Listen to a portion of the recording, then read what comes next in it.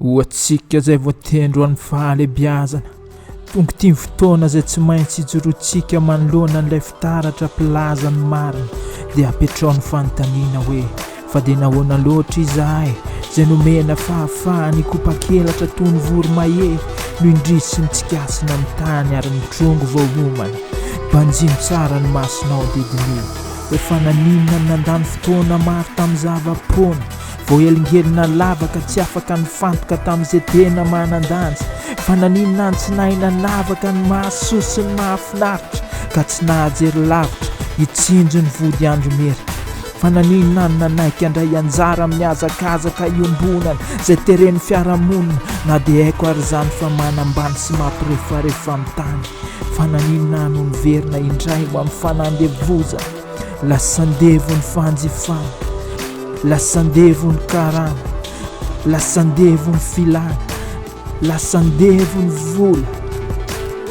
fananinana ny lasaka nosy ampiseho ny mahizy ahy eo imason'izao tontolo izao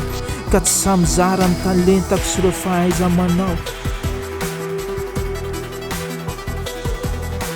lasay zareo nofinofo fahiny no dia miaina amin'ny zava-misy isan-kehitriny move tsy efa talohan'ny aro vava ny nanaiky ny tapena mbava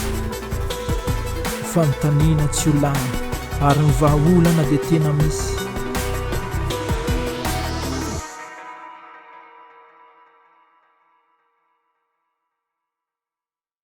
ndao miova amin'ny fanavaozana ny saina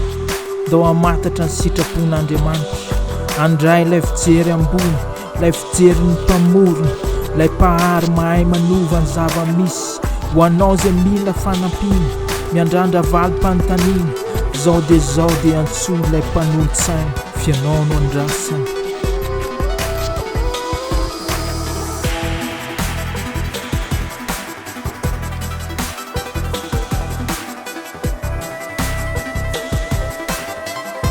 miangavy raha nahasoanao ty video ty dia zarao